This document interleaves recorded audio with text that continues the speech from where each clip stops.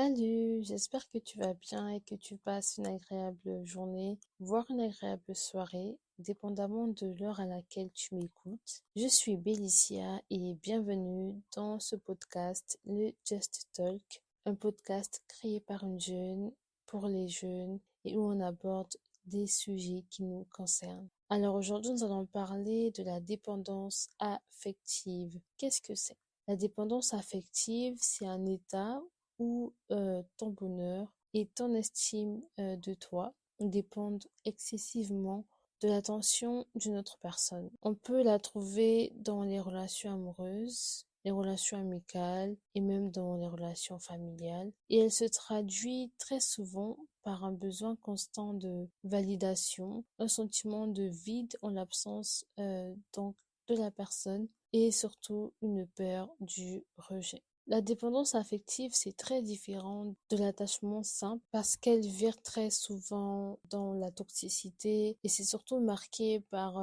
l'insécurité, une souffrance parce que finalement, si on peut le dire comme ça, l'autre devient ton Dieu, ta base. La base, ça devait être Dieu. La dépendance affective a plusieurs conséquences dans la perte de soi. Ce que j'entends par perte de soi, c'est le fait de s'oublier totalement et de mettre l'autre en priorité. C'est d'oublier ses rêves, oublier ses ambitions, c'est oublier ce qui anime ta vie pour finalement se caler à la vie de l'autre. Ce que j'entends aussi par perte de soi, c'est le fait de ne plus avoir une vision claire de ce que je veux, de où est-ce que je veux aller et même de qui je suis finalement parce que tu es tellement dépendant émotionnellement de la personne que en fait tu ne sais plus qui tu es vraiment parce que tu veux tellement plaire à la personne que on en arrive même au point où tu fais des choses non plus pour toi, non plus parce que ça fait partie de toi, mais juste pour plaire à l'autre. Et ça devient comme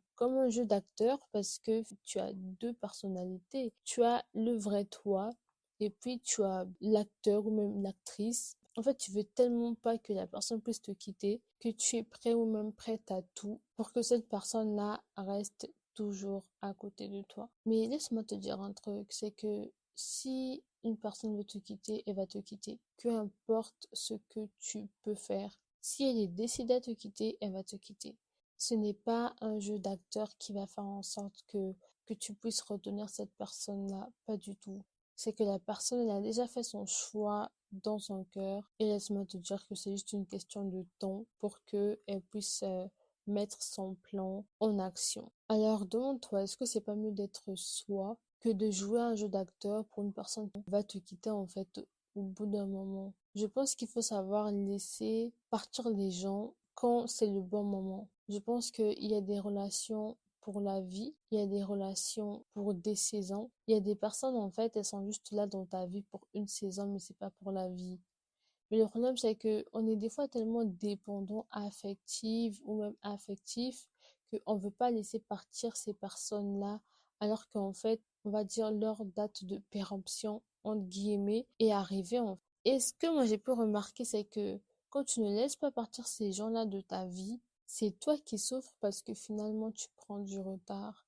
Alors moi je pense que il faut laisser partir les gens de sa vie quand le moment est arrivé et ne pas mettre les émotions dedans. Je sais que c'est très difficile, mais c'est la stricte vérité. S'il faudrait résumer ce point-là, je dirais que tu aimes tellement la personne, que tu ne veux pas que cette personne puisse partir, que tu vis en fonction de cette personne, alors que on doit vivre en fonction de ce que Dieu a prévu pour nous et pas en fonction d'un homme. Le point numéro 2, c'est l'épuisement émotionnel. À force de jouer un rôle, à force de faire de ton mieux pour garder cette personne alors que son temps de péremption, encore entre guillemets, est arrivé dans ta vie, tu dépenses énormément d'énergie en fait. Et aussi, il y a une répercussion sur ton estime de soi parce que tu deviens anxieux, tu stresses, tu as aussi cette peur du rejet là qui est là. Et je dirais même aussi la peur de l'abandon. Est-ce que si je fais ça, la personne va me laisser tomber?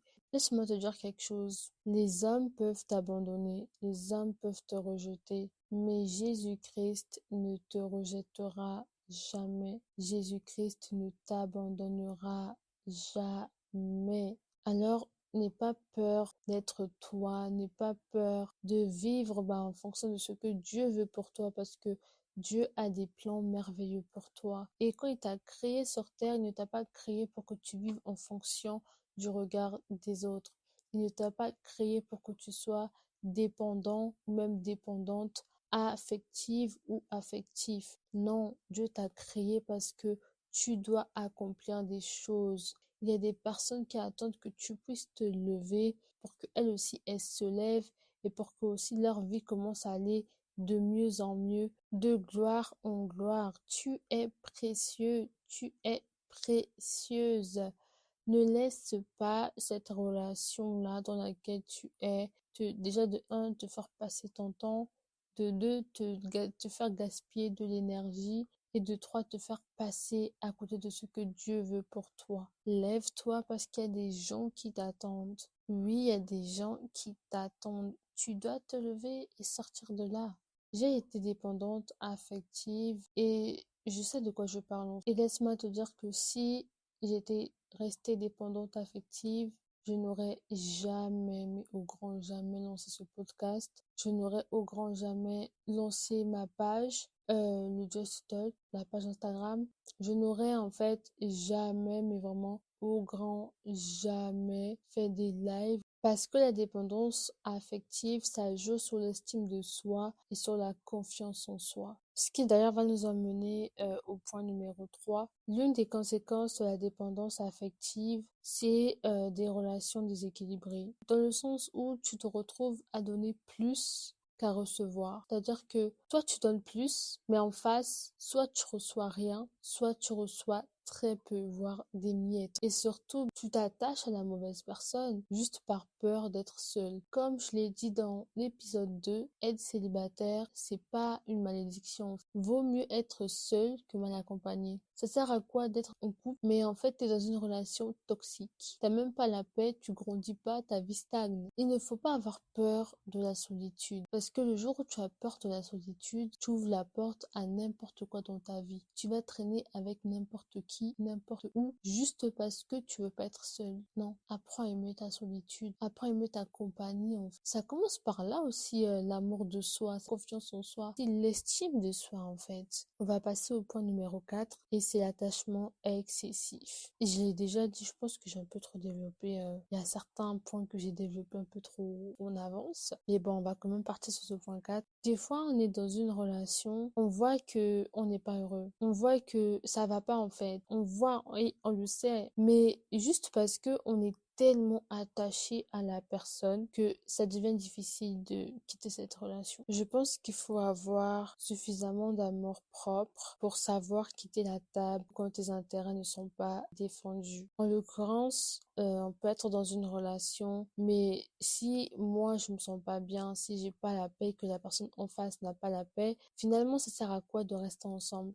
Pour moi, je trouve même que c'est un signe de Dieu. Ça veut tout simplement dire que vous n'êtes pas fait pour être ensemble. Quand une relation devient toxique, il faut savoir que quelque part, Dieu est en train de te dire, ma fille, mon fils, cette personne n'est juste pas faite pour toi en fait. J'ai quelqu'un de meilleur que toi. Juste patiente un peu, travaille sur toi, et cette personne viendra au bon moment. Le cinquième point, c'est le risque de dans le piège des pervers narcissiques ou même des perverses narcissiques parce que il y a des femmes comme ça, en fait, des manipulatrices. T'as l'impression que elles sont nées avec le vice en elles. On parle très souvent des hommes, les hommes sont ceci, les hommes sont mauvais. Mais je suis désolée en fait, il y a aussi des femmes. Hein. Il y a des femmes, franchement, même à mon pire ennemi, quoique je n'ai pas d'ennemi, je ne souhaiterais pas qu'il puisse tomber sur une femme pareille. Pourquoi est-ce que je dis le risque de tomber sur ce genre de personne? Parce que il ou elle aime ce genre de personnes dépendantes. Pourquoi? Parce que c'est plus facile de les manipuler, de les contrôler et encore de les détruire finalement. Moi, je sais qu'il y a des personnes qui enchaînent des relations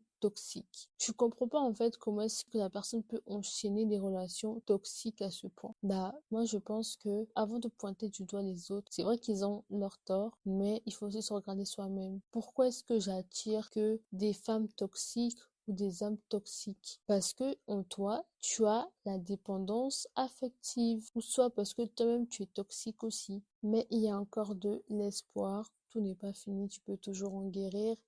Et là, je vais te donner les tips que moi j'ai mis en pratique pour arriver à ne plus être dépendante affective. Le point numéro un, ça serait se rapprocher de Dieu. Moi, personnellement, je pense que peut-être que tu l'as compris, je suis chrétienne et Dieu a une énorme place dans ma vie. Ce qui fait que quand tout va bien dans ma vie, je remercie Dieu et quand tout va mal, je vais toujours vers Dieu. Pourquoi se rapprocher de Dieu? Je vais t'expliquer, te donner un exemple concret. Imaginons que tu vas acheter, on va dire, un aspirateur à Darty ou même à la Fnac. Donc, tu achètes un aspirateur, tu rentres chez toi et en fait, finalement, tu te rends compte que tu as du mal à mettre en marche l'aspirateur, il déconne de ouf. Bref, tu te dis, j'en ai marre, je repars dans le magasin. Et quand tu repars dans le magasin, sachant que c'est eux qui l'ont fabriqué, ils t'expliquent, ils t'aident, ils font toute ta manipulation. Et finalement, l'aspirateur refonctionne. Et bien en fait, c'est pareil pour ta vie. Dieu est un créateur. Alors, il sait comment est-ce que te guérir de la dépendance affective. Il sait quoi utiliser et quoi ne pas utiliser. Mieux que toi d'ailleurs. Alors, fais-lui confiance. Dépose ton cœur, dépose ta vie. Et tu peux simplement dire, Dieu, je te dépose mon cœur et ma vie. Tu sais très bien que j'ai de la dépendance affective en moi. De moi-même, je n'y arriverai pas, mais aide-moi. C'est le genre de prière très simple, mais que Dieu écoute. Et moi, je sais que il y a quelques années,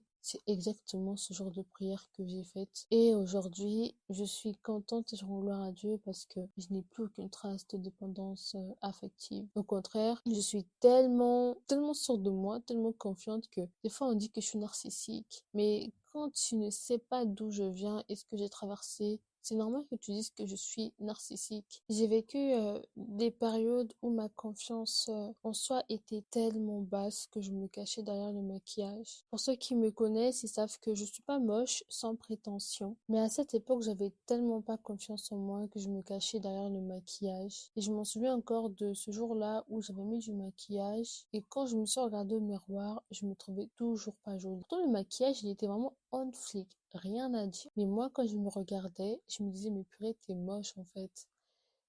Et ce que j'ai fait ce jour-là, c'est que j'ai pris mon téléphone, je suis allée sur Snap, j'ai mis un filtre. Et les femmes, elles peuvent vous dire, filtre plus maquillage, plus beauté naturelle, normalement ça trompe pas en fait, tu peux qu'en ressortir jolie. Mais moi quand je me regardais, j'étais en mode, purée, je suis vraiment moche en fait. J'étais arrivée à un stade où genre, c'était tellement difficile de me regarder. Et oui les gars, quand on me voit aujourd'hui, on se dirait pas en fait que, purée, elle a vécu tout ça, mais pourtant si en fait, j'ai vécu tout ça. Et voilà pourquoi je préfère qu'on me dise Bélicia, tu es narcissique, que de repartir au niveau le plus bas de confiance en moi que j'avais il y a quelques années. Ça, jamais. Et d'ailleurs aussi, c'est la raison pour laquelle je suis quand même assez intransigeante parce que je veux pas accepter que quelqu'un rentre dans ma vie pour me piétiner. J'accepterai jamais ça. Je n'accepterai jamais d'être dans une relation où le gars me dévalorise et où est-ce que ma confiance en moi est mise à l'épreuve en fait. Parce que le travail que j'ai fait m'a pris des années et je vais pas laisser que quelqu'un venir de je ne sais où à cause de l'amour détruire ça. Non, never. D'ailleurs, si tu vis la même situation, n'hésite pas, écris-moi, on va discuter. Je suis ouverte à la discussion. Et si je peux t'aider, c'est avec vraiment un grand plaisir que je t'aiderai parce que je sais ce que ça fait. Et je sais comment est-ce qu'on peut se sentir. C'est juste que moi, Dieu m'a fait la grâce, j'ai pu en guérir. Point numéro 2, c'est de développer son amour personnel, c'est-à-dire son amour propre. Tu dois apprendre. On ne naît pas avec, ce n'est pas inné, mais tu dois apprendre à t'aimer. Tu dois apprendre à te valoriser. N'attends pas forcément que quelqu'un vienne te dire « Ah, tu es belle ». Non, des fois, regarde-toi dans le miroir, fais-toi des compliments et dis-toi « Ah, mais purée, je suis trop belle, je suis trop beau ». Et ben oui, en fait, faut pas forcément attendre que quelqu'un vienne je ne sais d'où pour te faire des compliments. Et si cette personne ne vient jamais, tu fais comment? Et c'est comme ça que beaucoup tombent sur le premier venu. Je parle des femmes en l'occurrence parce que je sais que ça arrive très très souvent aux femmes. Tu n'es tellement pas habitué à ce qu'on te dise tu es belle que quand un gars te dit tu es belle, tu paniques. Non ma belle, il faut pas paniquer. Voilà pourquoi tu dois apprendre à te faire des compliments. Moi personnellement, les fois où mes parents m'ont dit tu es belle, je peux les compter sur les bouts de mes doigts. Pour te dire que c'est tellement rare. Vous voyez, c'est tellement rare en fait. Mais j'ai appris à m'auto-complimenter. C'est-à-dire que j'attends pas que quelqu'un sorti de je sais pas quel pays me dise ah Bélicia t'es belle. Non, moi je me regarde dans le miroir et je me dis purée, t'es vraiment belle quoi. Waouh, comment est-ce que Dieu a créé une belle créature comme ça, Seigneur Jésus. Waouh. T'as vu, c'est comme ça que je me complimente moi. Ça, mes amis peuvent en témoigner, c'est vraiment ce que je fais. Et même ça, tu peux le demander à mes potes. Bon, on voit que tu les connais pas, mais les potes te diront exactement ça en fait. C'est Bélicia, elle est comme ça en fait. Si tu attends que quelqu'un vienne te complimenter, surtout en Europe, où les compliments sont très très très rares, tu vas attendre très longtemps. Tu vas tellement attendre que tu auras le temps même de vieillir et d'avoir des rides. D'ailleurs, ce point 2 nous conduit directement au point 3 qui est apprendre à poser des limites. Mais finalement, en fait, c'est que la conséquence du point numéro 2 parce que quand tu vas apprendre à t'aimer, tu vas automatiquement fixer des limites. Il y a des choses que tu ne vas plus supporter. Quand on te faisait avant, ça passait, mais là, si on te les fait, tu les supporteras juste plus en fait. Et aussi, ça va te permettre de savoir dire non quand c'est nécessaire, de savoir prendre du recul, de savoir sortir même des gens de ta vie, hein, les gens qui ne te donnent pas la paix, là, on les sort. En fait, il faut s'auto-prioriser. C'est-à-dire que si tu vois que la personne en face de toi ne te fait pas grandir, ne t'apporte pas la paix, tu la sors. Comment est-ce que je le dis? Je sais, ça paraît facile. Ce n'est pas facile parce que tu es attaché à cette personne, mais c'est nécessaire. Il y a des choses qu'il faut faire, pas parce que c'est facile, mais parce que c'est nécessaire et parce que ta vie en dépend. En conclusion, si tu t'es reconnue en tant que dépendante affective ou dépendant affectif, laisse-moi juste te dire que c'est possible d'en guérir et que le changement commence par les petites actions du quotidien. Et surtout, si je veux t'encourager en te disant que si moi j'ai pu en guérir, c'est que toi aussi tu peux. Et que si tu ressens le besoin soit d'être accompagné dans ton processus de guérison, tout simplement de parler sur ce sujet, n'hésite pas, tu peux m'écrire sur la page Instagram Just Talk ou encore sur la page TikTok. Et si ce podcast a pu t'aider, n'oublie pas de liker, de partager et surtout de t'abonner. Si tu veux commenter, commente. Merci beaucoup pour ton écoute et surtout prends soin de toi et à très bientôt.